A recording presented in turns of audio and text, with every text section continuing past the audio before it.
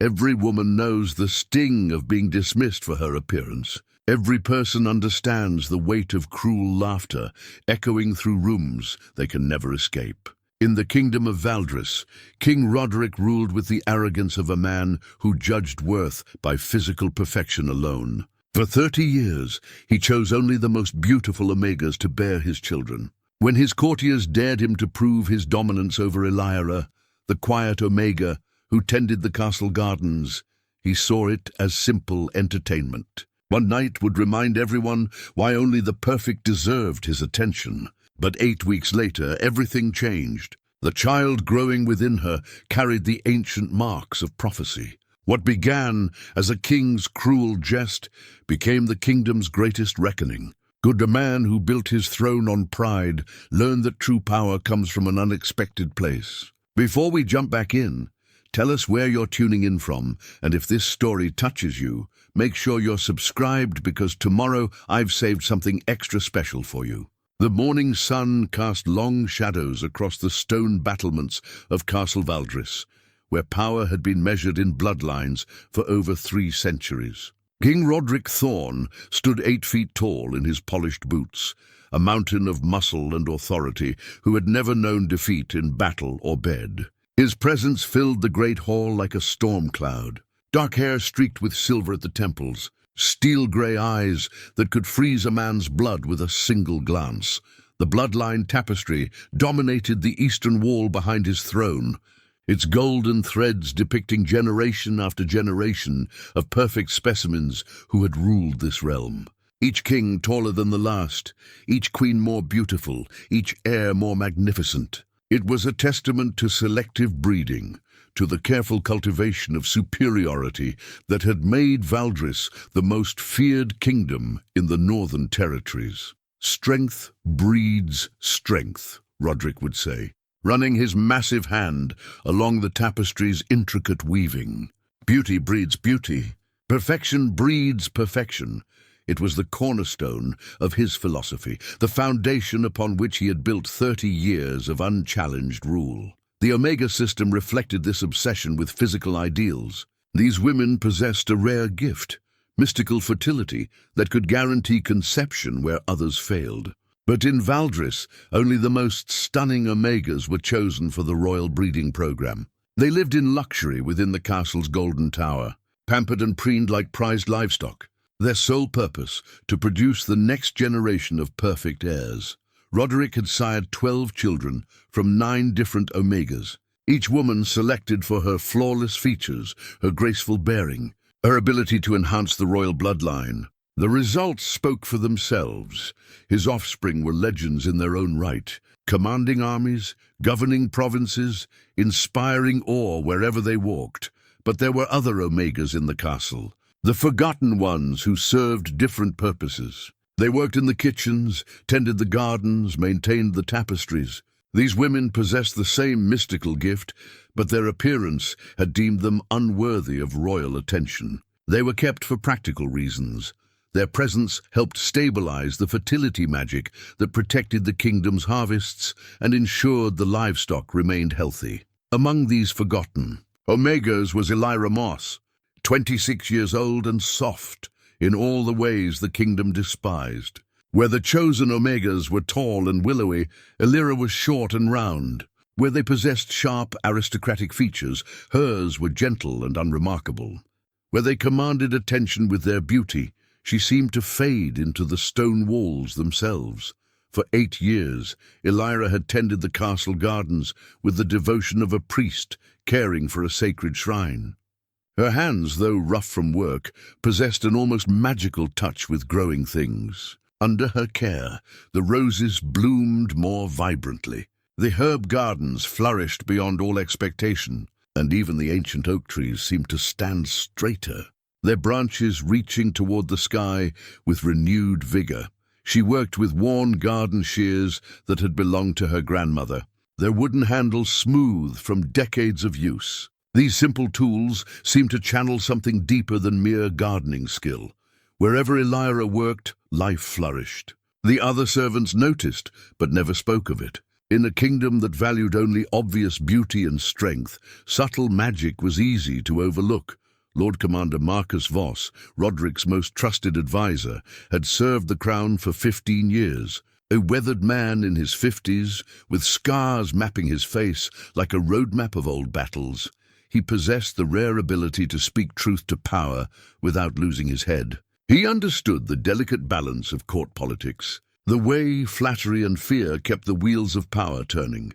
Lady Seraphina Goldwright, the master of omegas, managed the royal breeding program with the efficiency of a master craftsman.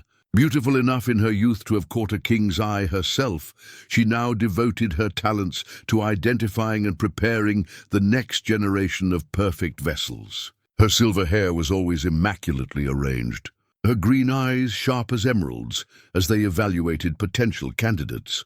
The castle itself was a monument to Valdris power, its towers reaching toward the heavens like grasping fingers. The great hall could hold 300 courtiers, its vaulted ceiling painted with scenes of royal triumphs. Banners bearing the Thorn family crest, a golden crown pierced by a silver sword, hung from every pillar, reminding all who entered that strength and nobility were inseparable. But beneath the grandeur, beneath the careful cultivation of perfection, old magic stirred. Ancient texts spoke of prophecies written in languages older than the kingdom itself, of children who would be born not from beauty and strength, but from humility and compassion. These texts gathered dust in the castle's deepest archives, dismissed as the fevered dreams of long-dead mystics. The court thrived on ritual and hierarchy. Each morning, the chosen omegas would parade through the golden tower in silk gowns that cost more than most families earned in a year. They would be examined, pampered, prepared for the possibility that the king might choose one of them for his pleasure. The rejected ones would return to their luxury, waiting for tomorrow's chance to catch the royal eye. Meanwhile, in the gardens below, Elira would arrive before dawn to tend her plants. She wore simple brown wool, her hair braided back in a practical style that revealed a face unmarked by cosmetics or pretension. The other servants greeted her with genuine warmth. She had never spoken an unkind word, never competed for favors, never sought attention for herself. The contrast between these two worlds was absolute. Above, beauty and perfection reigned supreme, where every gesture was calculated for maximum impact. Below, quiet dedication flourished in shadows, where worth was measured not in appearance, but in the depth of one's care for living things. Roderic knew of Elira's existence the way a king knows of all his subjects, as a name on a list, a function within the castle's vast machinery. She was the head gardener, nothing more. Her appearance had never arranged a second glance. Her presence never registered as anything beyond useful service. In his mind, she represented everything his kingdom had evolved beyond. Mediocrity disguised as virtue, commonness masquerading as worthiness. The kingdom's laws reflected these values. Beauty was rewarded with privilege, strength with authority, perfection with power. The unworthiest were kept alive for their usefulness, but remained invisible. Ghosts moving through a world that had no place for them, except in service to their betters. But old magic does not bow to human prejudice. In the depths of the castle's foundations, in the ancient stones that remembered kings before the thorns, in the very earth where Elira's gardens grew, power waited. It was patient power, the kind that moves like seasons, inevitable as sunrise, gentle as spring rain, yet capable of reshaping mountains when the time is right. The prophecy slept, but it had not died. And sometimes the most transformative magic begins not with thunder and lightning, but with the quiet planting of a single seed in forgotten soil. The great hall buzzed with the particular energy that accompanied too much wine and too little restraint. It was the feast of harvest's end, when tradition demanded the king celebrate with his closest nobles and advisors. Torches cast dancing shadows on the stone walls, while servants moved between tables laden with roasted meats. Honeyed fruits and goblets that never seemed to empty, Roderic held court from his massive throne, carved from a single piece of black oak and inlaid with silver. The silver goblet in his hand caught the firelight as he gestured, its surface etched with the royal crest. Wine had loosened tongues throughout the hall, and conversation had taken the crude turn it always did when powerful men gathered without the restraining presence of their wives. "My lord," called out Sir Garrett Blackwood, a barrel-chested knight whose red face matched his reputation for excess. "Surely after 30 years of sampling only the finest flowers in your garden, you must grow bored with perfection." Laughter rippled through the nearby tables. Roderic's lips curved in what might have been a smile, if not for the coldness in his eyes. "Bored, Garrett? I think you mistake refined taste for ennui, but surely," pressed Lord Aldrich Marsh, emboldened by wine and the approval of his peers, "a king of your legendary prowess could find sport in any challenge, even the most unlikely conquest." The word "unlikely" hung in the air like smoke. Every man in the hall understood the implication, but none dared speak it aloud. Not yet. Commander Voss shifted uncomfortably in his chair, recognizing the dangerous current in the conversation. He had seen this before, powerful men pushing boundaries, testing limits, seeing how far they could goad their king into proving his dominance. "You speak in riddles." "Aldrich," Roderic said, though his voice carried a warning. "Say what you mean." Young Lord Pemberton, barely 25 and desperate to prove himself among these seasoned courtiers, leaned forward with the reckless courage of youth. "What Lord Marsh means, Your Majesty, is that surely your legendary abilities could succeed even with the most challenging of vessels, even one whom others might consider impossible." The hall grew quieter. Servants slowed their movements, straining to hear. This was the kind of conversation that could reshape lives or end them, depending on the king's mood. Roderic set down his goblet with deliberate care. The silver gleamed like a blade in the torchlight. "Impossible? In my own castle?" His voice dropped to a dangerous whisper. "Are you suggesting there exists a woman within these walls who could resist my attention?" "Not resist, my lord," Pemberton said quickly, sweat beading on his forehead. "But perhaps require more effort than you're accustomed to expending." The silence stretched like a bowstring. Then Blackwood, too drunk to recognize the precipice he was approaching, barked out a laugh. "He means the garden Omega, Your Majesty. The fat one who tends your roses." Every head in the hall turned toward Blackwood. Some faces showed horror at his bluntness, others barely concealed anticipation. They all knew who he meant. Elira was the only Omega in castle service who could be described so crudely. Roderic's expression went perfectly blank, the stillness of a predator before it strikes. "The gardener?" "Elira Moss," supplied Lady Seraphina from her table near the wall. Her voice was carefully neutral, but her green eyes watched the king with the intensity of a hawk. "She has served the castle for 8 years." "I see." Roderic leaned back in his throne, studying the faces around him. He could read the challenge in their eyes, the unspoken dare hanging between them like a gauntlet thrown at his feet. They thought to test him, to see if his legendary prowess extended to conquests that offered no glory. In another mood, with another king, such impudence might have ended in blood. But Roderic found himself intrigued by their boldness. These men had served him faithfully for years, had watched him succeed in every endeavor, had never seen him fail at anything he set his mind to accomplish. "You doubt my abilities extend to such pedestrian challenges?" he asked, his voice deceptively mild. "Never, Your Majesty," Aldrich said quickly. "We merely thought you thought to test me." Roderic stood, his massive frame casting a shadow across the nearest tables. "To see if the legendary king of Valdris could succeed where lesser men would not even attempt to try." The hall held its collective breath. This could go either way: royal fury that would see heads decorating the castle walls by morning, or acceptance of a challenge that would provide gossip for months to come.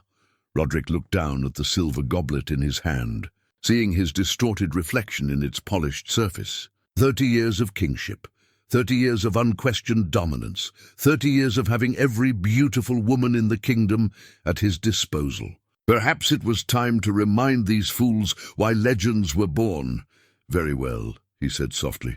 Your challenge is accepted. The hall erupted in murmurs of shock and excitement. Commander Voss closed his eyes briefly, already imagining the complications this would bring. Lady Seraphina's perfectly composed expression never wavered, but her knuckles whitened as she gripped her wine cup. But understand this, Roderic continued, his voice cutting through the noise like a blade. When I succeed, and I will succeed, none of you will ever again question the scope of my abilities. Agreed? A chorus of "Yes, Your Majesty" filled the hall. Excellent. Roderic drained his goblet in one long swallow. Send for the gardener, tonight. As servants scurried to obey, the king settled back onto his throne, with the satisfaction of a man who had never known defeat. In his mind, this was merely another demonstration of his superiority, another way to prove that his will was absolute. He had no way of knowing that in the gardens below, Elira was working by moonlight, her worn shears catching silver light as she tended to night-blooming flowers. The ancient moonstone pendant she wore, a simple fertility charm passed down from her grandmother, pulsed with the faintest glow against her chest. The pendant had been quiet for 8 years, dormant like the magic in her bloodline. But tonight, as cruel laughter echoed from the great hall above and powerful men made sport of her existence, something deep and old began to stir. Prophecy, like justice, often begins in the most unlikely places. And sometimes the gods choose their instruments not from the beautiful and powerful, but from the forgotten and overlooked. Those who understand suffering, who know the weight of scorn, who have learned that true strength comes not from dominance, but from endurance. The silver goblet sat empty on the king's throne, reflecting torchlight like captured stars. Before morning, it would witness a deed that would change the fate of kingdoms. But silver, like prophecy, remembers everything and judges nothing. The game was in motion. Though only one player understood the rules, were about to change forever. 4 weeks passed like seasons in the garden. Slowly, quietly, with changes so subtle they might have gone unnoticed by anyone not intimately familiar with the rhythms of growth. Elira moved through her daily routines with the same gentle dedication she had always shown. But something fundamental had shifted in the weeks since that terrible night. She rose each morning before dawn, as she had for 8 years, but now she found herself pausing at her small window to watch the sky lighten. The sunrise seemed different somehow, more vibrant, more alive with possibility. Her hands, as she braided her brown hair, trembled slightly with a nervousness she could not name. The moonstone pendant against her chest had grown warm, not uncomfortably so, but with a steady heat that seemed to pulse in rhythm with her heartbeat. Her grandmother's fertility charm had been little more than a comfort object for most of her life, a tangible connection to family she had lost. Now it felt alive against her skin, as if responding to changes within her body that her mind had not yet fully grasped. In the gardens, her touch had become even more remarkable. Roses bloomed out of season under her care, their petals more vivid than they had any right to be in the cooling autumn air. The herb gardens flourished despite the shortening days, and even the oldest trees seemed to straighten their branches toward her when she passed beneath them. The other servants noticed the changes, but spoke of them only in whispers. Marta, the head cook, mentioned to her assistant that the vegetables from Elira's garden had never tasted so sweet. Willem, the stable master, observed that the horses grew calmer when Elira walked past their stalls.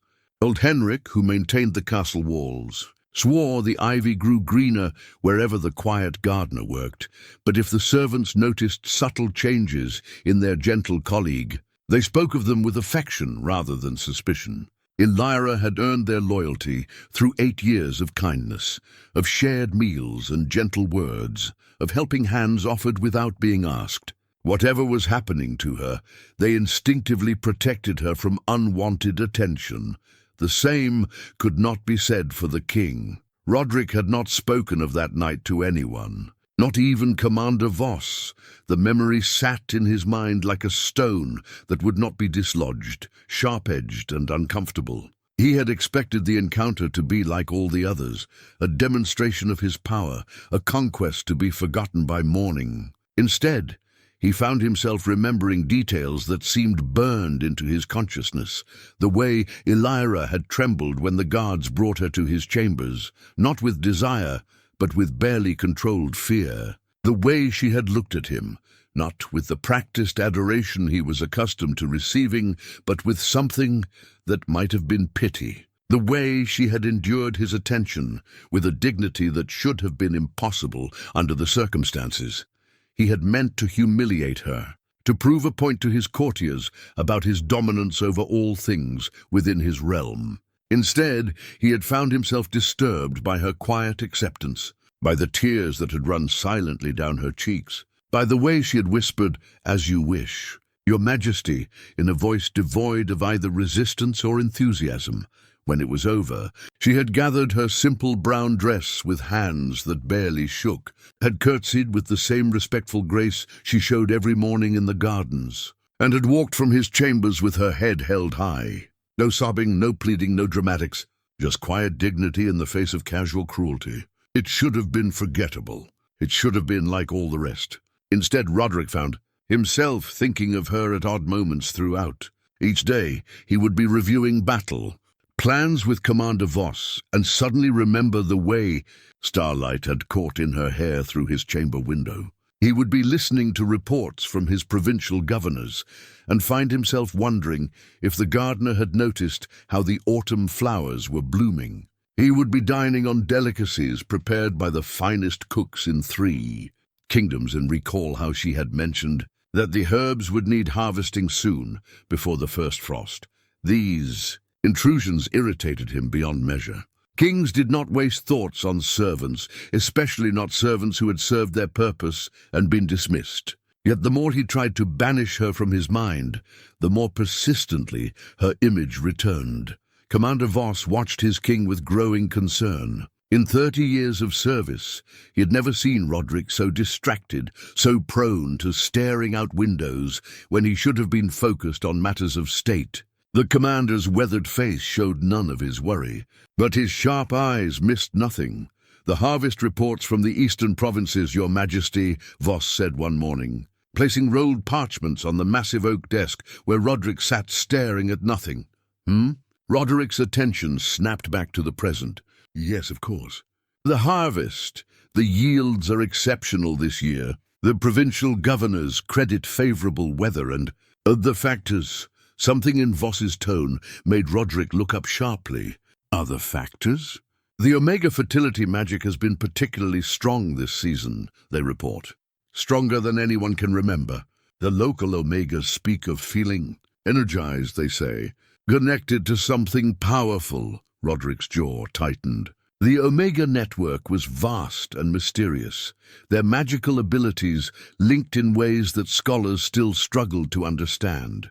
If one Omega experienced a significant change, others throughout the kingdom could feel echoes of it. "Interesting," he said carefully. "Any idea what might be causing this?" "Enhancement?" Voss's expression remained neutral. "No specific cause has been identified, Your Majesty. But the timing suggests it began approximately 4 weeks ago." 4 weeks. Roderic felt something cold settle in his stomach. 4 weeks since the harvest feast. 4 weeks since his encounter with the gardener. But that was impossible. She was a minor Omega, useful only for maintaining the castle grounds. She could not possibly be powerful enough to affect the magical network across an entire kingdom. Could she? In the gardens below, Elira knelt beside a bed of late-blooming roses, her worn shears moving with practiced precision as she deadheaded spent blooms. The moonstone pendant pulsed gently against her chest, warm as a captured sunbeam. She had not yet allowed herself to fully acknowledge what her body was trying to tell her, but deep in her heart, she was beginning to understand that her life was about to change in ways she could never have imagined. The roses bloomed more vibrantly under her touch, their petals soft as silk, their fragrance carrying on the morning air like a promise of wonders yet to come. And in the castle above, a king struggled with thoughts he could not dismiss and memories that refused to fade. change. Like spring, often begins invisibly beneath the surface. In the quiet places where roots deepen, a new life prepares to emerge. 4 weeks was long enough for seeds to sprout, for possibilities to take hold, for the future to announce itself in whispers only the wise know how to hear. 8 weeks to the day after the harvest feast. Elira woke with a certainty that cut through her heart like sunrise through morning mist. Her hand moved instinctively to her stomach, still flat beneath her simple nightgown, but somehow different. The moonstone pendant lay warm against her skin, its glow now visible even in the pre-dawn darkness of her small chamber. She had been denying the signs for weeks, the missed monthly courses, the strange new sensitivity to scents and sounds. The way her magical connection to growing things had intensified beyond anything she had ever experienced. But denial could not hold back the tide of truth forever. She was with child, the king's child. Elira sat on the edge of her narrow bed, hands shaking as the full weight of her situation settled over her like a shroud. In Valdris, pregnancy outside the royal breeding program was not merely scandalous, it was potentially fatal. The king's bastards were acknowledged only if they served political purposes, and a child born to a forgotten garden, Omega, would serve no purpose at all. Yet even as fear clawed at her throat, she felt something else stirring beneath the terror. The pendant against her chest pulsed with warmth, and for a moment, just a moment, she could have sworn she felt an answering pulse from within her womb. Something powerful, something significant, something that the ancient magic in her bloodline recognized, even if her conscious mind could not yet comprehend its meaning. She dressed with mechanical precision, braiding her hair with hands that barely trembled, and made her way to the gardens as she had every morning for 8 years. But before she could lose herself in the familiar comfort of tending growing things, she knew she had to seek confirmation of what her heart already knew. Vera Nightingale's cottage sat in the shadows between the castle proper and the outer wall, a place where servants went when they needed healing that could not be provided by the royal physicians. Vera was old, some said ancient, and possessed the kind of wisdom that came from decades of tending to the forgotten and overlooked. Her small dwelling smelled of herbs and mysteries, and her pale blue eyes seemed to see far more than they should. "Child," Vera said before Elira had even knocked on her door, "I have been expecting you." The old woman's cottage was cramped but cozy, filled with bundles of drying herbs and shelves lined with bottles containing liquids of every conceivable color. At the center of a small table sat a crystal the size of a man's fist, its faceted surface clear as winter water but somehow alive with inner light. "The healer's crystal," Vera explained, gesturing for Elira to sit. "It has been in my family for 7 generations.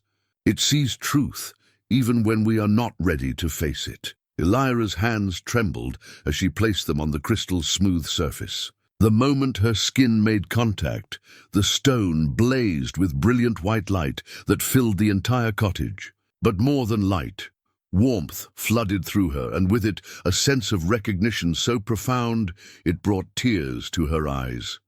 "Blessed ancestors," Vera whispered, her weathered face pale with shock. "Child, do you understand what this means?"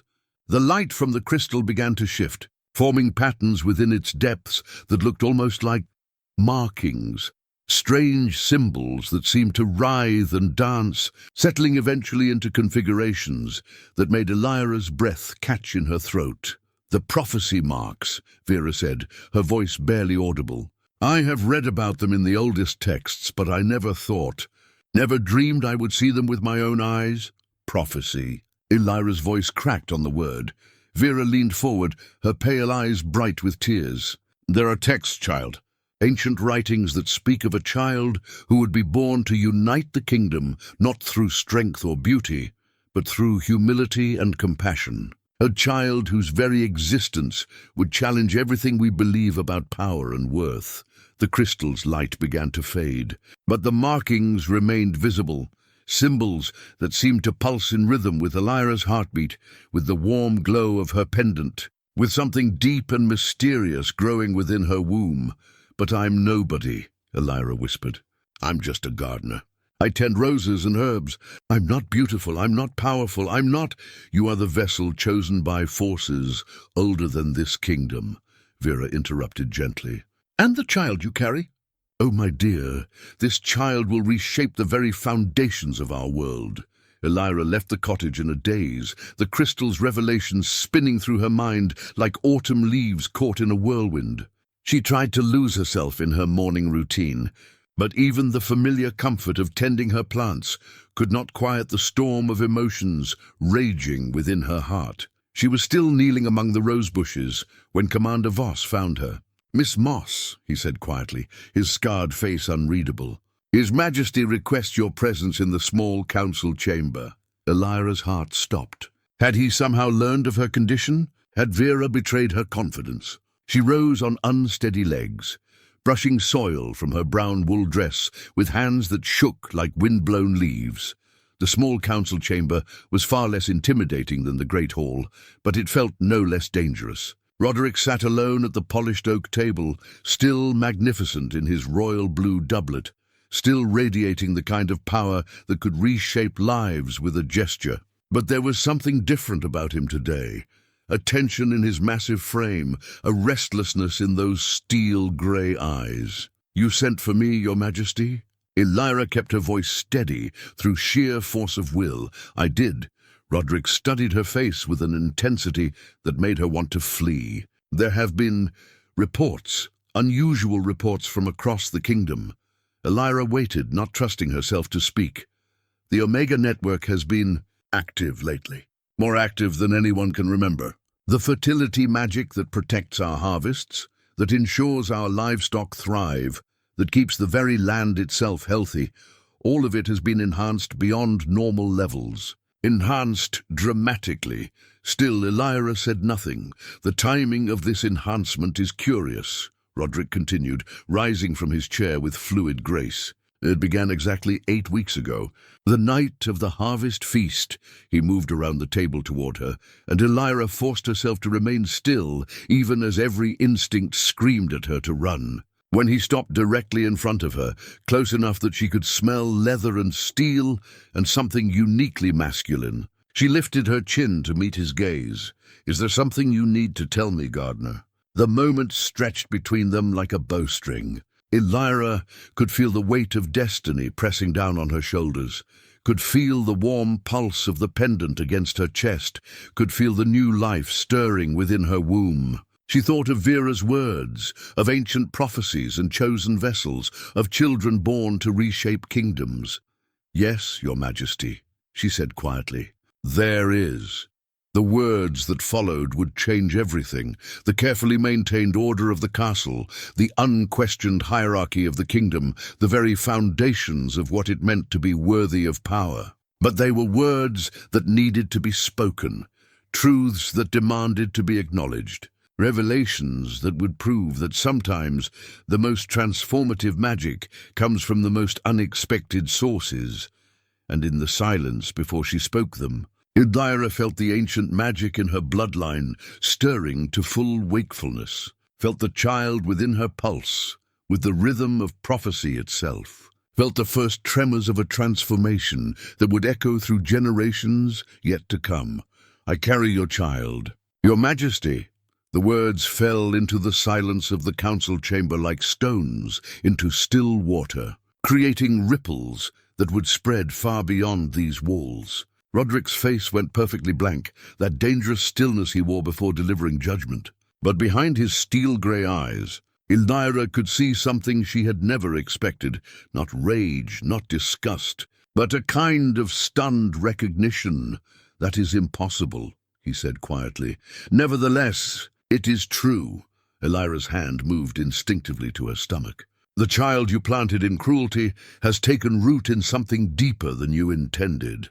Roderic turned away from her, walking to the chamber's tall windows that overlooked the gardens where she spent her days. His massive frame was silhouetted against the morning light, and for a moment he looked less like a king and more like a man grappling with forces beyond his control. "You understand what this means?" he asked without turning around. I understand that powerful men have made sport of my existence, and now that sport has consequences none of us anticipated. The honesty in her voice made him turn back to face her. She stood exactly where he had left her, hands folded calmly at her waist, chin raised with quiet dignity. There was no pleading in her expression, no tears, no dramatics. Just the steady gaze of a woman who had looked directly into the heart of prophecy and found herself unafraid. Consequences, Roderic repeated. Yes, I suppose there will be those. What he did not say, what he could not yet bring himself to acknowledge, was that the moment she had spoken those words, something had shifted in his chest. Not love, he did not believe in such foolishness, but something had recognized something. The way magic calls to magic across impossible distances. Within hours, word of Elira's condition had spread through the castle's servant network like wildfire. Not through gossip or malice, but through the quiet communication system that had protected the powerless for generations. Marta, the head cook, began preparing special broths rich with nutrients. Willem, the stablemaster, ensured that Elira's path to the gardens was always clear of obstacles. Old Henrik started checking the locks on her chamber door twice each night. Lady Serafina learned of the pregnancy through official channels, summoned to examine Elira and confirm what the king already knew to be true. The master of Omegas possessed skills beyond ordinary midwifery. She could read the magical signatures that surrounded pregnancies, could identify the power levels of unborn children. What she discovered in Elira's small chamber left her shaken. The magical resonance is unlike anything I have ever encountered, she reported to Roderic later that evening. This child, your majesty, this child carries power that defies measurement. Explain. Serafina's usually perfect composure showed cracks around the edges. The fertility network enhancement we have been experiencing across the kingdom, it is emanating from her. From the child, the magical signature suggests. She paused, clearly struggling with what she was about to say. Suggest what? It suggests this child may be the fulfillment of the ancient prophecies, the ones we dismissed as mythology. That night, Roderic retreated to the castle's deepest archives, where dust-covered tomes held the accumulated wisdom of centuries. By torchlight, he read prophecies written in languages so old that only scholars remembered their meaning. Page after page spoke of a child born not from beauty and strength, but from humility and suffering. A child whose very existence would challenge the foundations of power itself. From the forgotten shall come the remembered, one text proclaimed. From the scorned shall rise the honored. The child of two worlds shall unite what pride has divided. The words seemed to burn themselves into his mind. Two worlds, the world of power and privilege he had always inhabited, and the world of quiet service where Elira had spent her life. Could it be possible that his casual cruelty had somehow triggered the very forces these ancient texts described? Meanwhile, in her small chamber, Elira experienced changes that went far beyond the normal progression of pregnancy. The moonstone pendant now glowed with steady light, visible even through her clothing. Her connection to growing things had become so intense that flowers bloomed in her footsteps, and the very air around her seemed to shimmer with potential. But more than physical changes, she felt a growing awareness of her place in something vast and ancient. Dreams came to her each night, not the confused fragments that usually accompanied sleep, but clear visions of a future she was helping to create. She saw herself not as the forgotten garden Omega, but as a bridge between worlds that had been artificially separated.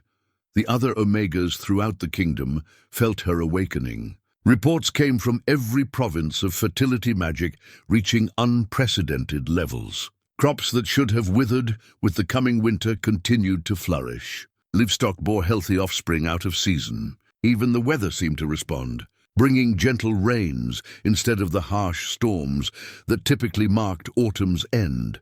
Commander Voss watched these developments with the strategic mind that had served three kings. He understood that Elira's pregnancy was not merely a personal matter, it was a political earthquake that would reshape the balance of power throughout the realm. Already he could see the careful alliances of court beginning to shift as nobles positioned themselves around this unexpected development. Some saw opportunity. Lord Aldrich Marsh, who had helped instigate the original dare, now spoke quietly of the wisdom of embracing change. Others saw threat. Sir Garrett Blackwood muttered about the dangers of elevating servants above their station, but all of them felt the pull of something larger than their petty schemes. The child growing within Elira carried a magical signature so powerful that even those without Omega abilities could sense its presence. It was like standing near a great waterfall.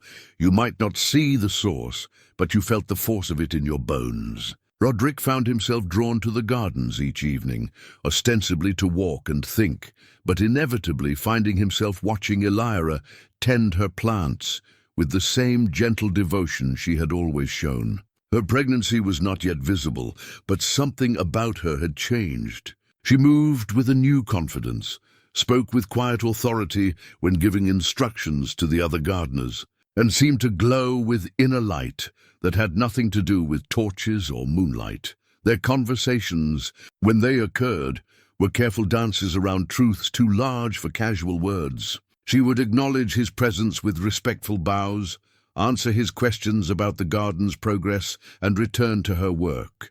But sometimes, when she thought he was not looking, he caught her watching him with an expression he could not decipher, not fear, not resentment, but something that might have been pity, the realization that she pitied him, the king of Valdris, master of 3 kingdoms and commander of armies, should have enraged him. Instead, it sparked a curiosity he could not suppress. What did she see when she looked at him? What understanding did she possess that had eluded him through 30 years of unchallenged power? One evening, as autumn deepened toward winter, he found himself standing closer to where she worked than propriety suggested. She was pruning the rose bushes, preparing them for the cold months ahead. Her movements economical and precise. "You are not afraid," he observed. Elira looked up from her work, garden shears pausing in their steady rhythm. "Should I be, Your Majesty? Most people in your situation would be terrified. You carry a bastard child. You have no family to protect you, no political alliances to ensure your safety. Yet you tend your roses as if nothing has changed." She considered his words carefully before responding. "Everything has changed, Your Majesty, but roses still need tending, regardless of the changes happening around them." The simplicity of her answer should have frustrated him. Instead, it sparked something that felt uncomfortably like admiration. Here was a woman facing an uncertain future with calm acceptance, finding stability in the act of nurturing life rather than in the accumulation of power. "The prophecies speak of a child who will unite opposing forces," he said carefully. "Force and gentleness, strength and compassion, pride and humility." "Perhaps," Elira said, returning to her pruning, "but prophecies are like seeds. They grow into what the soil allows, not necessarily what we expect." As winter approached and her pregnancy progressed, the entire kingdom held its breath, waiting to see what would grow from this impossible seed planted in the most unlikely soil. And in the archives of the castle, ancient texts seemed to glow with renewed relevance. Their prophecies no longer the stuff of mythology, but the roadmap to a future. None of them had thought to imagine. Winter's arrival brought more than snow and shortened days. It brought the first open challenges to the established order. The council chamber, where for 30 years decisions had flowed from king to courtiers in predictable patterns, now hummed with tension as sharp as the wind outside the castle walls. The advisors' balance scales, an ornate set of bronze scales that had adorned the council table for 3 centuries, provided an unexpected barometer of the changing times. Where once they had sat perfectly level, a symbol of the kingdom's stable hierarchy, they now tilted noticeably toward justice and wisdom, rather than pure power and fear. Lord Aldrich Marsh noticed the tilt first, during a council meeting about winter provisions for the outer provinces. "Your Majesty," he said carefully, Perhaps we should consider increasing aid to the farming communities. The harvest was exceptional this year, and sharing our abundance might strengthen their loyalty. It was a reasonable suggestion, the kind Aldrich had made dozens of times before. But in previous years, such proposals had been dismissed as unnecessary expense. This time, however, Roderic found himself actually considering the merit of the idea. The royal coffers can certainly afford such generosity, agreed Lady Seraphina, who rarely spoke during council meetings. And given the unusual circumstances surrounding this year's fertility magic, it might be wise to demonstrate gratitude for our good fortune. The unusual circumstances. Everyone in the room understood what she meant, though none dared speak Elira's name aloud. The gardener's pregnancy had become the invisible force shaping every decision. The unacknowledged reality that influenced every conversation. Sir Garrett Blackwood, his red face flushed with more than wine, shifted uncomfortably in his chair. We must be careful not to appear weak. Charity breeds expectation, and expectation breeds entitlement, does it? The question came from an unexpected source, young Lord Pemberton, whose reckless dare had started this entire situation. Or does generosity breed loyalty, and loyalty breed strength? The silence that followed his words stretched like a held breath. In the old order, challenging established wisdom required decades of proven service. For a young lord to openly question the philosophy of strength through dominance was unprecedented. Commander Voss watched these exchanges with the eye of a military strategist. He could see the fault lines forming in the court's unity, could map the alliances shifting like ice breaking up on a spring river. But unlike previous political upheavals he had witnessed, this one seemed to be moving toward something constructive rather than destructive. The changes were not limited to the council chamber. Throughout the castle, servants moved with new confidence. Where once they had scurried through corridors with downcast eyes, now they walked with quiet dignity.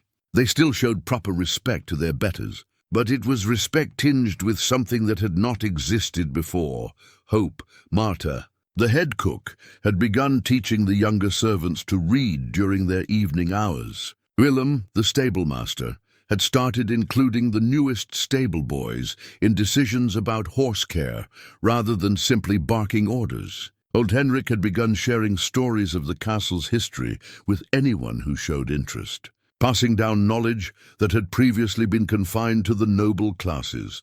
These small acts of empowerment rippled outward like stones thrown into still water. And at the center of it all, growing larger with each passing day, was Elira's quiet influence. She never gave orders or made demands. She never sought audiences with nobles or attempted to leverage her unique position. Instead, she continued tending her gardens with the same gentle dedication she had always shown. But now, her presence seemed to carry a weight that made others stand a little straighter, speak a little more honestly, act a little more kindly. The other Omegas throughout the kingdom felt her influence most strongly. Reports came daily of women finding their voices, speaking up about conditions in their communities, offering suggestions for improvements that had previously gone unspoken. The magical fertility network that connected them had become a communication system, carrying not just magical energy, but something far more dangerous to the established order: ideas. Roderic felt these changes most acutely during his evening walks through the gardens. What had once been his private domain for reflection had become something else entirely, a place where he found himself in conversation with a woman whose wisdom seemed to grow as naturally as the plants she tended. "The scales in the council chamber have tilted," he mentioned. One evening, as frost formed delicate patterns on the garden walls, Elira looked up from where she was, covering tender plants for the winter. Her brown wool cloak pulled tight against the cold. The moonstone pendant glowed softly beneath the fabric, its light visible even through the heavy material. "Scales have a way of finding their true balance given time," she said. "Perhaps they were never meant to sit perfectly level. For 300 years, they have symbolized the stability of our order, and what if that order was built on an imbalance that could never be sustained? Her voice was gentle, without challenge or accusation. What if true stability comes not from forcing balance, but from allowing it to emerge naturally? Roderic considered her words as she worked, her hands moving with practiced efficiency as she protected her plants from the coming frost. There was something mesmerizing about watching her tend to living things, the way she seemed to understand exactly what each plant needed to survive and thrive. "You speak as if you have given these matters considerable thought," he observed. "I have had time to think while working in the gardens, and recently I have had guidance in my thinking." She touched her stomach lightly, and Roderic felt something tighten in his chest. The child, his child, was already influencing her thoughts, her wisdom, her understanding of forces larger than any individual will. "What guidance does it offer?" he asked quietly. Elira paused in her work, turning to face him fully. In the moonlight, her plain features seemed somehow luminous, touched with the same quiet beauty that marked everything she tended. "That power shared is power multiplied. That strength shown in service is greater than strength shown in dominance. That the mightiest tree grows not by overshadowing other plants, but by creating conditions where all can flourish." The simplicity of her words should have felt naive. Instead, they resonated with something deep in his chest, something that had been dormant for so long he had forgotten it existed. As he walked back to the castle that night, Roderic found himself wondering when he had last felt the satisfaction that seemed to radiate from Elira as she tended her gardens. In the weeks that followed, the tilted scales became a symbol of the changes sweeping through Valdris. Nobles found themselves listening more carefully to the concerns of their tenants. Merchants began treating their workers with greater consideration. Even the castle guards started showing more patience with the servants and visitors under their protection. The kingdom was transforming, slowly but inexorably, guided by the quiet influence of a woman whose only power lay in her absolute lack of desire to wield power over others. And at the heart of it all, a child grew who would embody these changes, who would be born not to rule through fear, but to lead through love. The discovery came, as truth often does, from the most unexpected source. Vera Nightingale had been cleaning her cottage in preparation for the deep winter ahead, when she found the hidden compartment beneath her grandmother's old herb chest. Within lay a bundle wrapped in oiled leather, protected from time and moisture with the kind of care reserved for precious things.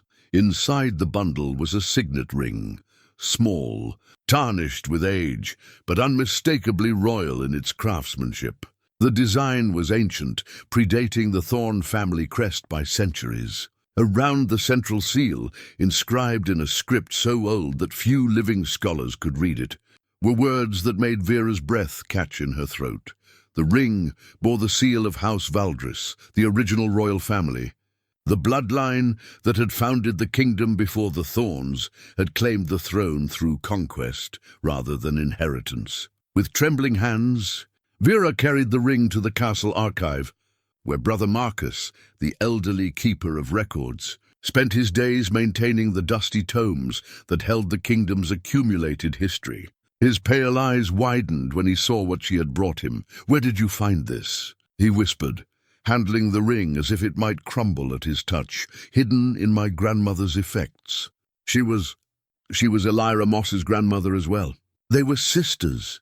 Brother Marcus fell silent, the implications hitting him like a physical blow. With shaking hands, he pulled volume after volume from the archive shelves, cross-referencing genealogical records that had gathered dust for generations. What he found rewrote everything they thought they knew about bloodlines and legitimacy.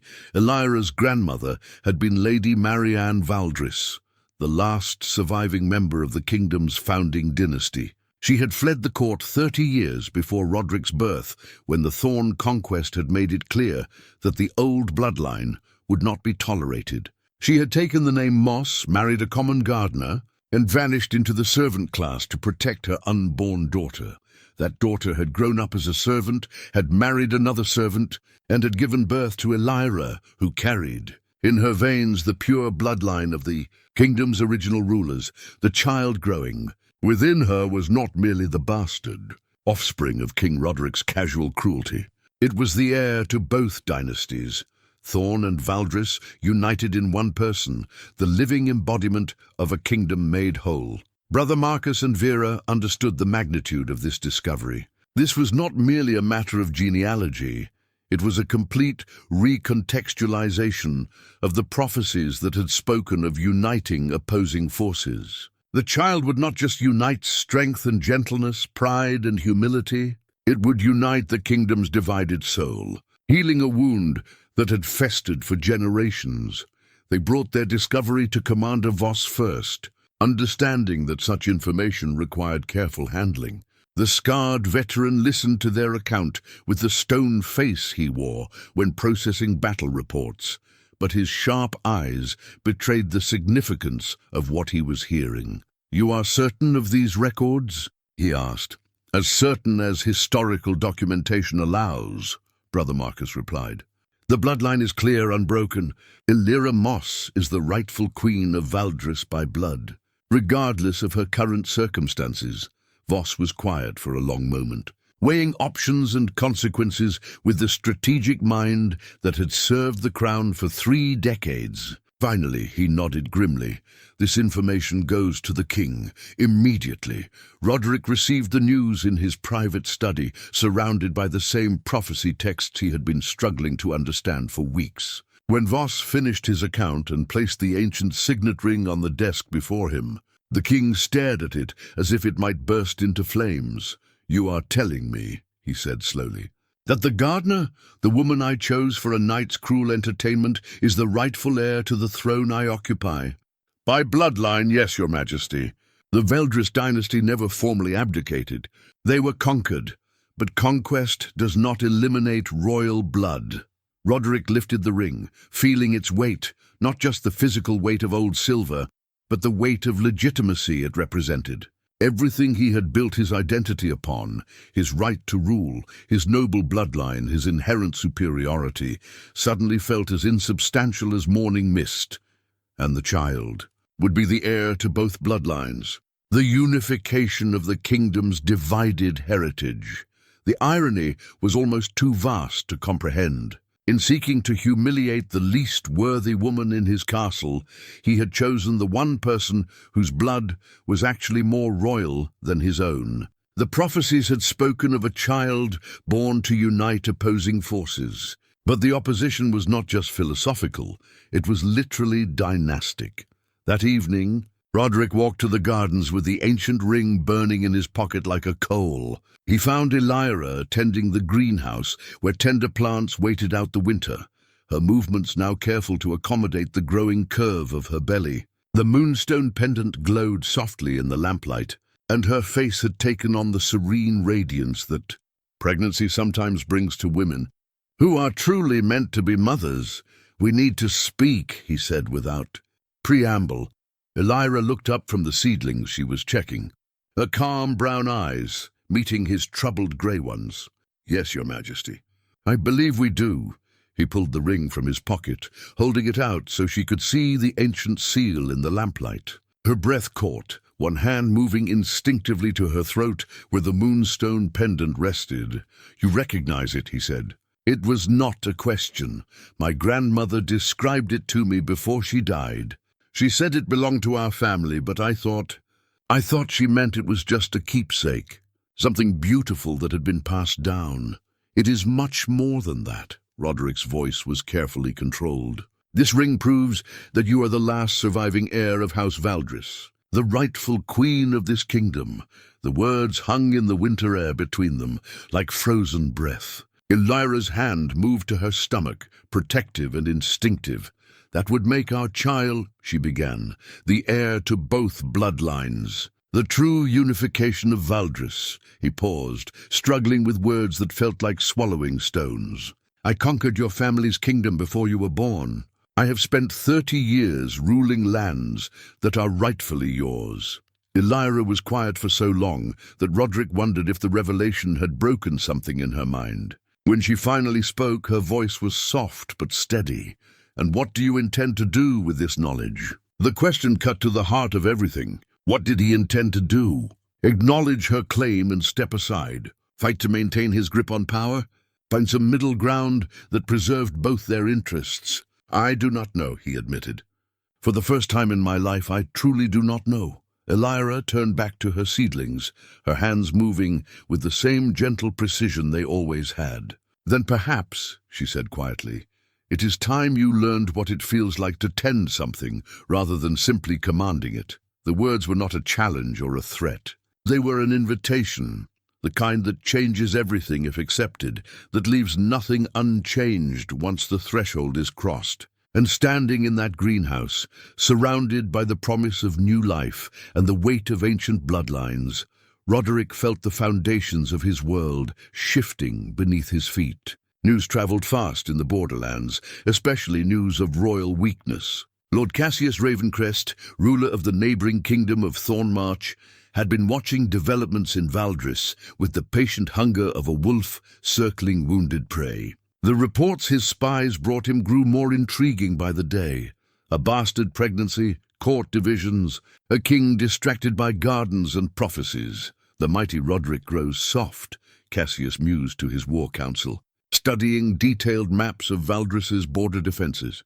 30 years of unchallenged rule have made him complacent. Perhaps it is time to remind him what strength truly means. The irony was perfect from Cassius's perspective. Roderic had built his reputation on the principle that might makes right, that power justifies conquest. Now that same philosophy would be turned against him by a neighbor who had spent decades nursing grievances and preparing for revenge. Within Valdris itself, the revelation of Elira's true bloodline had created fault lines that threatened to split the kingdom apart. Word had leaked, as such secrets always do, spreading through the noble houses like fire through dry grass. Some saw opportunity in the chaos, others saw existential threat to everything they had built their lives upon. Sir Garrett Blackwood had gathered a faction of traditionalists who viewed the entire situation as an abomination that needed to be ended swiftly and decisively.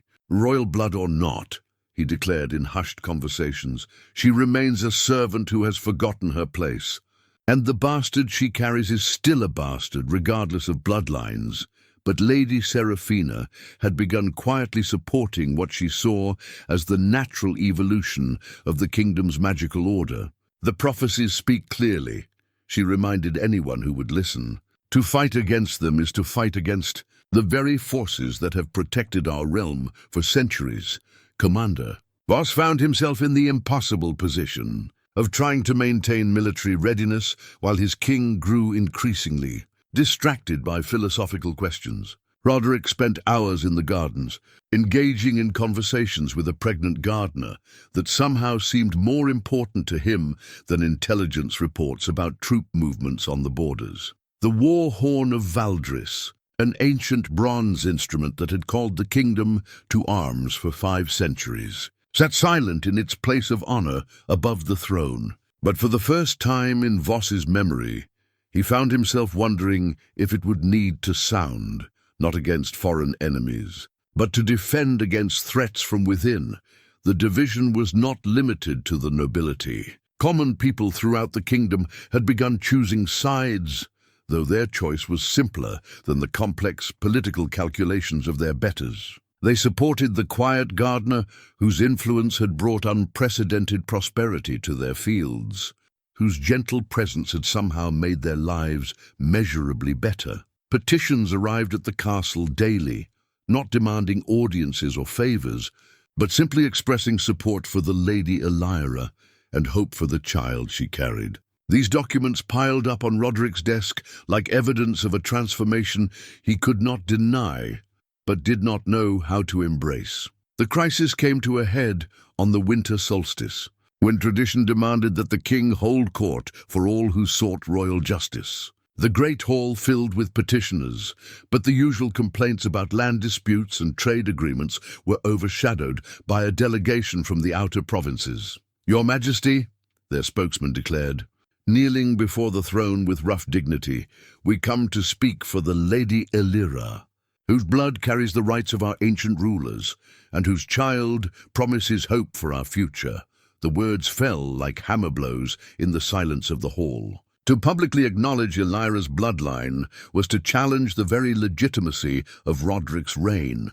Every noble in attendance understood the implications, and the tension in the room became thick enough to cut. Before Roderic could respond, Sir Garrett stepped forward, his hand resting meaningfully on his sword hilt. "These are treasonous words, Your Majesty. Surely they require appropriate response." But young Lord Pemberton countered from across the hall. "Are they treasonous, or are they simply true? And if they are true, what does that make our response to them?" The confrontation that had been building for months was finally erupting in public, with the common people of the kingdom as witnesses. Roderic sat on his throne, feeling the weight of the crown that might not rightfully be his, looking out at faces that showed confusion, hope, fear, and determination in equal measure. In the gardens below, Elira felt the tension in the castle like a physical pressure. The child within her womb stirred restlessly, responding to forces beyond the merely human. The moonstone pendant blazed against her chest, its light visible even through her winter cloak. Vera Nightingale found her there, standing among the bare rose bushes as snow began to fall. "The time has come," the old woman said simply. "The choices that will shape the future must be made tonight." Elira nodded, her hand resting on her swollen belly. "I can feel it." The child grows restless, as if it knows what approaches. "And are you ready?" Elira looked up at the castle, where the man who had fathered her child struggled with questions that had no easy answers. She thought of the prophecies that spoke of uniting opposing forces, of the bloodline that connected her to the kingdom's origins, of the quiet power that had grown within her through months of tending life in a world obsessed with death. "I have been ready since the moment I chose to plant gardens in a kingdom that valued only conquest," she said quietly. "The question is whether he is ready to learn what true strength means." As night fell over Valdris, the storm clouds gathered, both literal and metaphorical. Border scouts reported Thornmarch armies moving toward the frontier. Gort factions prepared for confrontations that could end in bloodshed. Common people throughout the kingdom held their breath, sensing that the fate of everything they knew hung in the balance. And at the center of it all, a king faced the choice between the pride that had defined him and the humility that might save them all. The war horn waited to sound, but the battle it announced would be fought not with swords and shields, but with truths that could not be denied and transformations that could not be stopped. The greatest storms, Elira reflected as she made her way back to the castle, often begin with the gentlest breeze. But once they gather momentum, they have the power to reshape entire landscapes. The question was whether those caught in their path would bend and survive, or stand rigid and be broken by forces beyond their control. Dawn broke grey and bitter over Valdris, bringing with it the horn calls that Roderic had dreaded. Commander Voss burst into the royal chambers before the sun had fully cleared the horizon, his scarred face grim with news that would shatter any pretense of normalcy. "Thornmarch armies crossed our borders at 3 points before dawn," he reported without preamble. 15,000 men, well supplied and moving fast. Lord Cassius leads them personally. Roderic was already reaching for his armor, the familiar weight of command settling over him like a second skin. But as he lifted the sword of pride, his grandfather's blade, ornate with gold inlay and jeweled hilt, something made him pause. The weapon that had always felt like an extension of his will now seemed heavy, cumbersome, wrong somehow. "Our response?" he asked, forcing himself back to military matters. "The border garrisons are falling back to defensive positions. We can field 12,000 men within 2 days, but Cassius chose his timing well. Half our forces are dispersed to winter quarters." It was a crisis that demanded immediate, decisive action, the kind of response Roderic had perfected over 30 years of kingship. Overwhelming force, strategic positioning, the projection of power that turned potential defeats into crushing victories. But as he prepared to give the familiar orders, Images of Elira tending her gardens kept intruding on his thoughts. "Your Majesty," Voss prompted, noting the unusual hesitation. "Deploy the available forces to the eastern defensive line," Roderic commanded, falling back on tried strategies. "Send ravens to recall the dispersed units. Full mobilization within 48 hours. But even as he spoke the words, doubt crept into his voice. These were the responses of the old Roderic, the king who saw every problem as a nail requiring the hammer of superior force. Yet recent months had shown him that some problems could not be solved by hitting them harder. The Great Hall transformed into a war room within hours. Maps covered every table, messengers ran constant updates, and the air filled with the familiar tension of impending battle. The noble houses chose sides not just in the coming conflict with Thornmarch, but in the deeper question of what Valdris itself would become. Sir Garrett Blackwood advocated for the traditional approach, crush the invasion with maximum force, then use the military victory to restore internal order. Show strength abroad, he argued, and dissent at home will disappear.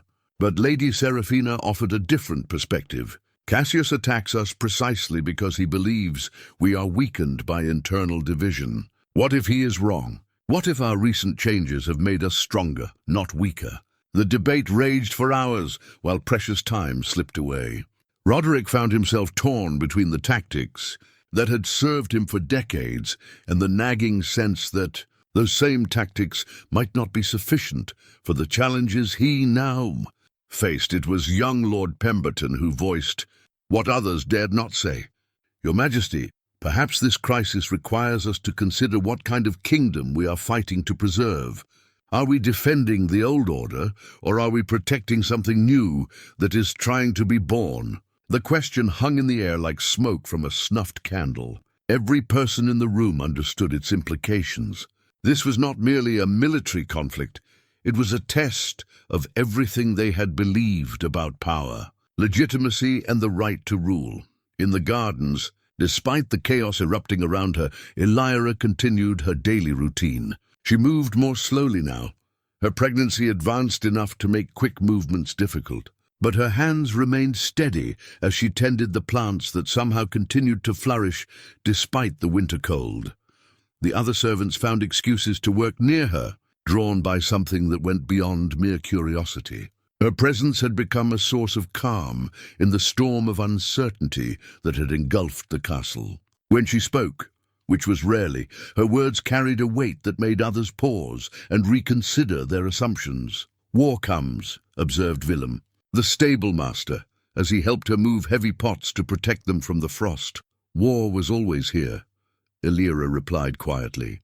"It has just changed its face." The moonstone pendant pulsed against her chest, its rhythm matching the stirring of the child within her womb. She could feel the baby responding to the tensions around them, restless and alert, as if preparing for something momentous. Commander Voss found her there as the afternoon light faded, his weathered face showing the strain of trying to coordinate a defense with insufficient resources and a distracted king. "Lady Elira," he said, using the title that had begun, appearing in official documents despite never being formally granted. "The king asks if you have counsel for the current crisis." The request was unprecedented. Never in the history of Valdris had a king sought strategic advice from a gardener, much less from a pregnant servant of questionable status. Yet something about the current situation had shattered normal protocols. Elira considered the question while pruning dead growth from a winter rose, her movements careful and precise. "What counsel does he seek? Military tactics or something deeper?" "I believe he no longer knows the difference," she nodded slowly, understanding more than Voss had intended to reveal. "Tell His Majesty that gardens teach patience, that sometimes the strongest response to aggression is not to match it, but to offer something the aggressor cannot destroy." Voss frowned, clearly hoping for more concrete advice. "And what might that be?" Elira's hand moved to her stomach, where the child stirred as if in response to her touch. "Hope," she said simply. "The one thing that force cannot conquer, because it grows stronger under pressure rather than weaker." As evening fell and reports continued to arrive of Thornmarch forces advancing deeper into Valdris territory, Roderic stood before the great tapestry that depicted his family's bloodline. The golden threads seemed to mock him now, reminding him of a legacy built on conquest rather than consent. The sword of pride lay on the table before him, its ornate decorations catching the firelight. He had carried this blade into dozens of battles, had used its edge to carve his will into the world through 3 decades of kingship. But now it felt like a relic from a past he was no longer certain he wanted to preserve. The child growing within Elira carried both bloodlines, his own legacy of strength through dominance, and her heritage of service through nurturing. The question that tortured him was which legacy would prove stronger when tested by the crucible of war.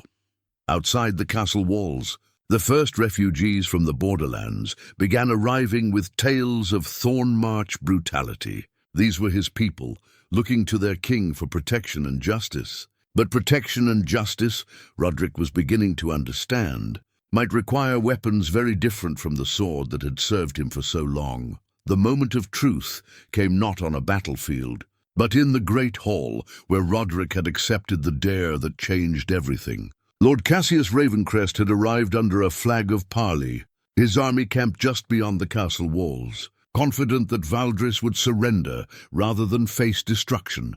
Cassius was everything Roderic had once been, tall, powerful, radiating the kind of absolute certainty that comes from never having questioned one's own righteousness. He strode into the hall flanked by his commanders, their armor gleaming, their bearing that of men who had never known defeat. "Roderic," Cassius said, deliberately omitting the royal title. "You look older, wearier.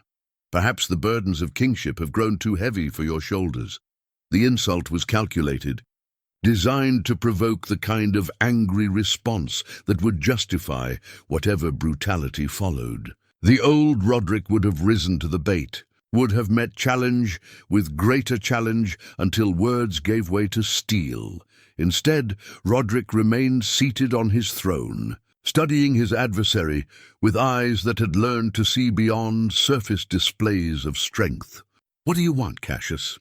"Submission, acknowledgement that your kingdom has grown weak and needs stronger leadership. Abdication in favor of someone who remembers what real power looks like." The demand hung in the air like a gauntlet thrown at Roderic's feet. Every noble in the hall held their breath, waiting to see how their king would respond. This was the test of everything, not just military might, but the deeper question of what kind of strength would prove sustainable. "And if I refuse?" Cassius smiled, the expression of a predator certain of victory. "Then we settle this the old way. Combat. Winner takes the kingdom, loser takes nothing." It was exactly the kind of challenge the old Roderic would have accepted without hesitation. Personal combat had always been his strength, the arena where his physical advantages could not be questioned. But as he prepared to stand and accept, something made him pause. At the back of the hall, barely visible among the crowd of courtiers and servants, stood Elira. Her pregnancy was now obvious, even beneath her simple brown dress, and the moonstone pendant glowed softly against her chest. She said nothing, made no gesture, but her presence reminded him of conversations in gardens, of wisdom found in tending rather than conquering. "The old way," Roderic repeated slowly. "Yes, I suppose that is what you would choose." He stood then, his massive frame still imposing despite the doubts that had begun to temper his certainty. But instead of reaching for the sword of pride, he walked to where the simple crown of humility sat, a plain circlet that had replaced his ornate royal crown weeks earlier. "But perhaps," he continued, lifting the simple crown and feeling its weight. "It is time for a new way," Cassius frowned, sensing that something unexpected was happening. "You accept my challenge or you don't, Roderic. There is no third option, isn't there?" Roderic turned back to face his challenger, the simple crown in his hands, catching the light. "You speak of strength and weakness, of who deserves to rule. But what if we are both wrong about what strength means?" "Riddles," Cassius spat. The words of a man trying to talk his way out of inevitable defeat. "No," said a new voice from the back of the hall. "The words of a man learning that true victory cannot be won with swords." Every head turned toward Elira as she stepped forward, moving through the crowd with the quiet dignity that had always marked her. Her pregnancy made her movements careful, but her bearing was that of someone who belonged exactly where she stood.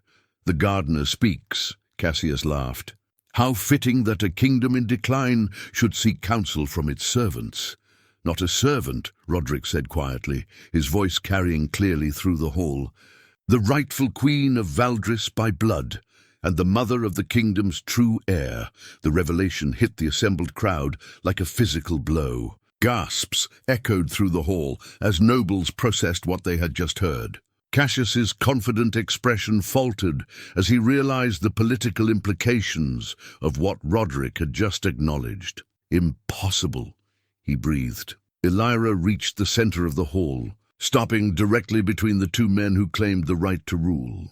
The moonstone pendant blazed against her chest, and for a moment the child within her womb stirred so powerfully that everyone present could see her dress shift with the movement. "Not impossible," she said calmly.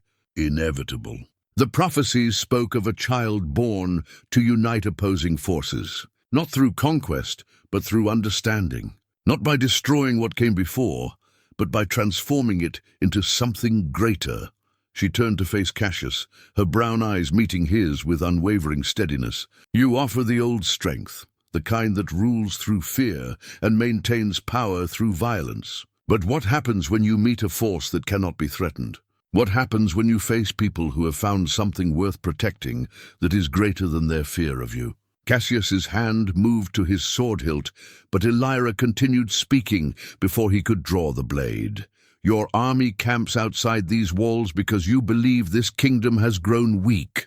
But you mistake compassion for weakness, mistake growth for decay. The people of Valdris have not become weaker. They have become something you cannot understand. And what is that?" Cassius demanded. "United, not through conquest, but through choice. Not because they fear their king, but because they have hope for their future." As if summoned by her words, sounds began to filter into the hall from outside. Not the clash of weapons or cries of battle, but something unprecedented. The voices of common people, hundreds of them, gathering outside the castle gates. Commander Voss appeared at Roderic's side, his scarred face showing wonder rather than concern. "Your Majesty, the people, not just from the castle, but from villages throughout the kingdom, they are coming. Thousands of them, arriving to stand with the Lady Elira and the child she carries." Cassius moved toward the tall windows, his commanders following uncertainly. What he saw below shook his confidence more than any military maneuver could have. The fields around the castle were filling with people, farmers and merchants, craftsmen and laborers, all converging on Valdris not to flee from danger, but to stand against it. "They come not as subjects," Elira said softly, "but as citizens. Not because they are commanded, but because they choose to be here." Roderic felt something break open in his chest as he watched the transformation he had helped set in motion reach its culmination. These were his people, but they were no longer his possessions. They had become something greater, partners in building a kingdom based on hope rather than fear. He walked to where Elira stood, the crown of humility still in his hands. Without ceremony, without the pomp that had always surrounded royal rituals, he placed it gently on her head. "The rightful queen of Valdris," he said clearly, "and the mother of our future." The simple crown settled on her brown hair as if it had always belonged there, its plain design somehow more regal than any ornate coronation could have achieved. And as the first snowflakes of winter began to fall outside the hall windows, the kingdom of Valdris chose its path, not through the strength of arms, but through the power of hearts finally opened to possibility. Spring came early to Valdris that year, as if the very land itself had awakened to new possibilities. In the royal gardens, where transformation had begun with a single act of cruelty, Queen Elira knelt beside a freshly planted sapling, her hands gentle on the dark earth that would nourish its roots. The child sleeping in her arms stirred softly, and for a moment his eyes opened, eyes that held depths far beyond his few months of life. The prophecy markings that had appeared at his birth were fading now, becoming part of his natural coloring rather than supernatural signs. But the wisdom they had promised remained, showing itself in the way he seemed to understand the world around him with preternatural calm. "He grows like the gardens," Roderic observed, settling beside them on the ground with none of the ceremony that had once marked his every movement. The Sword of Pride had been retired to a place of honor in the castle museum, replaced by hands more suited to planting than warfare. "All living things grow when they are given the right conditions," Elira replied, adjusting the simple blanket that kept their son warm against the morning air. Love, patience, and faith in what they might become. The kingdom they had built together bore little resemblance to the rigid hierarchy that had once defined Valdris. The advisors' balance scales in the council chamber now sat perfectly level, reflecting a government where decisions emerged from wisdom rather than decree. Noble houses that had once competed for royal favor now worked collaboratively to address the needs of their people. Lord Cassius had departed with his army after witnessing the thousands of citizens who had gathered to protect their queen and her child. There had been no battle, no bloodshed, no clash of armies in the traditional sense. Instead, there had been something far more powerful, the demonstration that a kingdom united by choice was stronger than any force united by fear. "The people chose to stay," he had said to Roderic, in their final conversation. "Even when offered the protection of my army, even when warned of the dangers of supporting an illegitimate child, they chose to stand with you. I cannot fight an entire kingdom that refuses to be conquered." The child in Elira's arms yawned, and she smiled at the familiar expression of contentment that crossed his tiny features. He had been born during the longest night of winter, arriving in the world with the quiet dignity that had always marked his mother's character. The midwives spoke in whispers of how the delivery had been marked by gentle light and the scent of blooming flowers, despite the snow falling outside the castle walls. "Have you thought of a name?" Roderic asked, as he had every day since the birth. "I have thought of many names," Elira replied, "but none that seem to capture who he is meant to become." The child's eyes opened again, focusing on his father's face with the kind of direct attention that seemed impossible in one so young. In those dark eyes, Roderic saw something that made his breath catch, not his own features or Elira's, but something entirely new. This child would not be defined by the bloodlines that created him, but by the choices he would make and the love that would guide him. "Marcus," Elira said suddenly. "For Brother Marcus, who helped us understand the truth about bloodlines and legitimacy." "Marcus Thorn Valdris," Roderic agreed, testing the sound of the name that would unite both dynasties. The first king to rule not by conquest, but by consensus. They worked together in comfortable silence, planting seeds that would grow into the medicinal herbs the castle's healers would need in the coming year. The simple task had become a ritual for them, a way of affirming their commitment to nurturing rather than controlling, to growing rather than taking. Commander Voss approached across the garden paths, his weathered face showing the satisfaction of a man whose duties had evolved from preparing for war to preparing for peace. "Your Majesties, the provincial governors have arrived for the council session." The title came naturally now, though it had taken months for the court to adjust to the idea of dual rulers. Roderic remained king by right of conquest and 30 years of rule, but Elira had become queen by right of blood and the choice of the people. Together, they had created something unprecedented, a monarchy that governed through partnership rather than dominance. "The new agricultural policies?" Elira asked, settling baby Marcus more securely in her arms, ready for final approval. "The governor's report that the experimental farms are exceeding all expectations. The integration of omega fertility magic with traditional farming methods has increased yields by over 40%.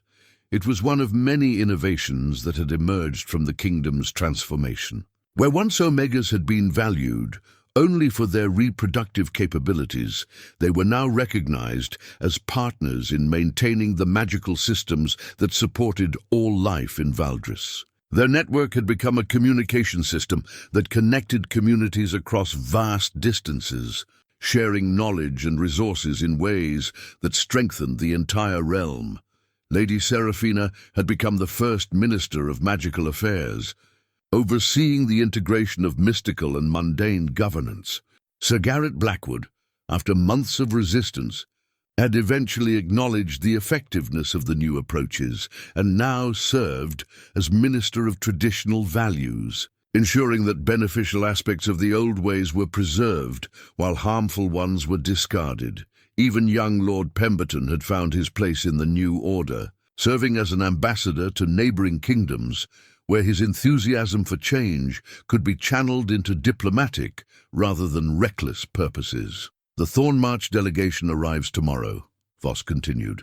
Lord Cassius has agreed to the Mutual Defence Treaty, contingent on our agricultural advisors, helping them implement similar reforms in their own territories. It was perhaps the most remarkable aspect of the transformation, that the kingdom's greatest enemy had become its most eager partner in exploring new ways of governing. Cassius had returned home to find his own people asking why their neighbours in Valdris seemed so much more prosperous and content, and his nobles questioning whether pure military strength was really the most effective foundation for long-term stability. As the afternoon sun warmed the garden, Elira and Roderic worked side by side, their hands dirty with honest soil, their child sleeping peacefully between them. The castle around them hummed with purposeful activity as servants who had become advisors, nobles who had become servants, and common people who had become citizens collaborated in building something that had never existed before. Do you ever regret it? Elira asked quietly, pressing seeds into the prepared earth with careful precision. The life you gave up? The certainty you lost? Roderic considered the question seriously, as he considered all questions now. I regret the cruelty that brought us together, he said finally. But I cannot regret what grew from it. You taught me that the strongest roots come from the deepest soil, and the deepest soil is often found in the places we least expect.